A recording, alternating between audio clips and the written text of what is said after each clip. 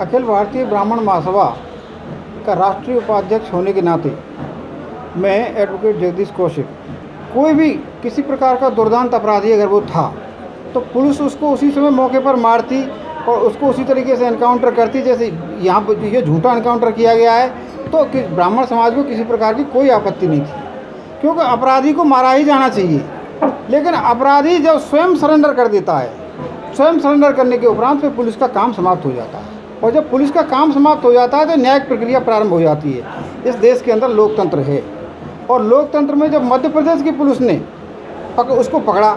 तो मध्य प्रदेश की पुलिस ने पहली गलती तो ये की कि उसको ट्रांजिट रिमांड पे अपने यहाँ मजिस्ट्रेट को देना चाहिए था। ट्रांजिट रिमांड पे ही ये व्यक्ति यहाँ आना चाहिए था, लेकिन गलत तरीके से उसको एसटीएफ को सौंप दिया गया, उत्तर प्रदेश को। और एसटीएफ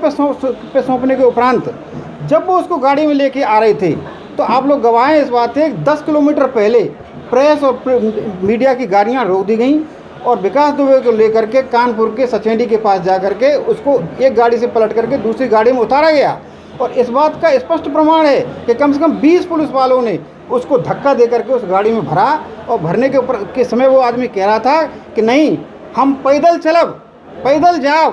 ये स्पष्ट रूप से सुना गया, ये मैंने भी देखा। वो कह रहा था कि मैं पैदल चलूँगा, पैदल जाऊँगा, जो कुछ भी है। लेकिन पुलिस वालों ने ज़बरदस्ती उसको भर करके उसमें अंदर कर दिया, और करने के बाद एक अपनी गाड़ी को झूठी तरीके से पलटना दिखा करके और उसका एनकाउंटर कर दिया, जो बिल्कुल न्यायिक रूप से बिल्कुल गलत है, जिसका पुलिस को कोई अधिकार नहीं है। अगर पुलिस को इस प्रकार से अधिकार दे दिए गए तो आगे कोई भी बदमाश आगे की पुलिस के सामने या न्यायालय के सामने सरेंडर नहीं करेगा, और ये गलत प्रक्रिया होगी। इस प्रक्रिया से परिणाम ये होगा कि वो मारता ही चला जाएगा और अपराध उसका कभी बंद होगा ही नहीं, कभी उसकी आत्मा जागेगी ही नहीं। ऐसी परिस्थिति में अखिल भारतीय ब्राह्मण महासभा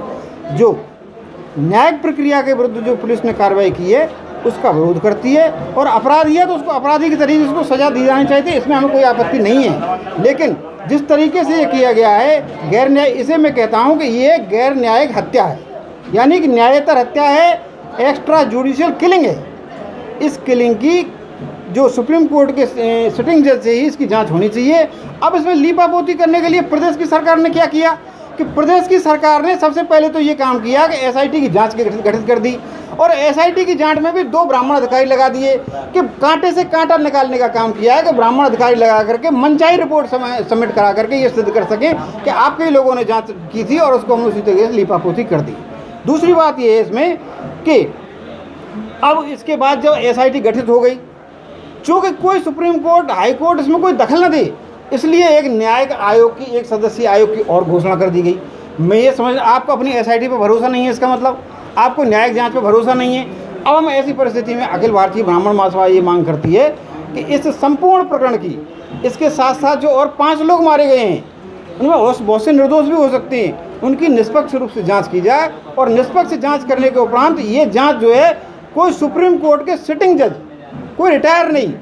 कोई सिटिंग जज सुप्रीम कोर्ट की, उसकी अध्यक्षता में ये जांच पूरी तरीके से होनी चाहिए, और अपराधी को अपराधी की सज़ा मिलनी चाहिए और गैर अपराधी को उसकी सज़ा नहीं मिलनी चाहिए। और गैर अपराधी को जो जिसके साथ पुलिस वालों ने अगर कोई गलत किया है तो उनको भी उसी तरीके की सज़ा मिलनी चाहिए। इतना ही हमारा कहना है।